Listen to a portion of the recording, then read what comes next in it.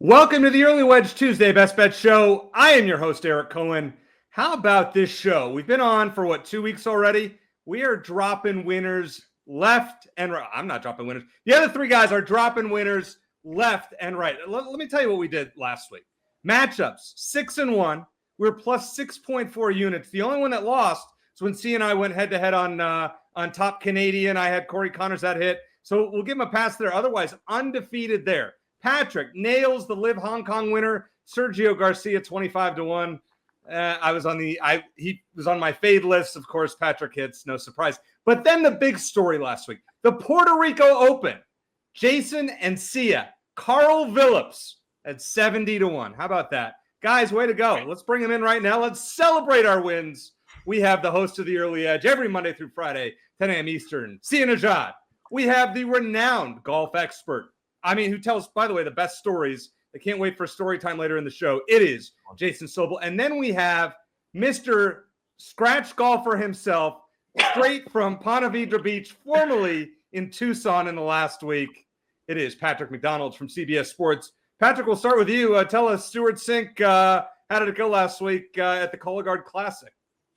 I thought he was going to win the tournament. Came up short there on Sunday. The tip I gave him on the seventh fairway, I guess, folded under pressure, unfortunately. But he shot 59 on his own golf ball. It was one of the funnest rounds to watch ever. Great guy as well. Sobel, you were telling us you're sandbagging your friends.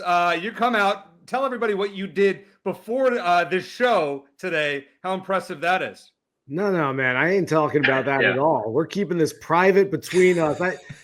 Now it sounds like I did something bad. I went out, I played 9 holes, I shot 1 under, and then I said, wait, sorry guys, got to go do a podcast. Can't put in an 18-hole score. We got member guest season coming up. I got to keep the number as high as I can get it. Excuses, but you know what? I'm here for it. So I'm in a golf league as well. Not as official as yours, but I appreciate that. And Sia, here we are. How's it feel to hit a 70-1 last week? I love these alternate events. You're going to see it with my outright card. It's not super fun for me to bet when you've got like some of these top tier guys in the field. Anytime there's an alternate event, and congrats to Jason and of course Patrick for hitting Sergio Garcia. That's 2 in a row coming off Highsmith at 110-1. I just think there's so much fruit in these alternate events from an outright perspective specifically. But we absolutely killed it on last week's show. I'm excited. The chat is really excited. This early wedge thing, it's really picking up here. Yeah, well, we love this show. It's our second year of doing it with all of us. Well, Sobel's new, but great. The other 3 of us have been here, and Sobel, you fit right in perfectly. So obviously glad to have you. Let's get to storylines. And I guess, see, I'm going to start with you because the news of the day was Tiger Woods. So just kind of give us your thoughts on that and then storylines. Yeah, I just that's kind of my storyline because it's almost impossible to do this show without at least acknowledging something outside of the player's sphere that this show is designed for.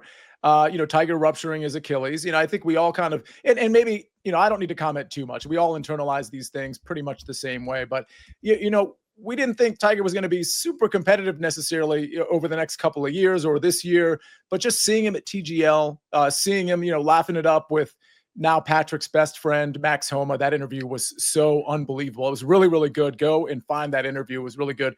But I just wanted to see him on the course, whether he was competitive or not. And obviously we're not going to, I don't know if we're going to see it again. I hope we are, but we're certainly not going to see it anytime soon. So it's just sad.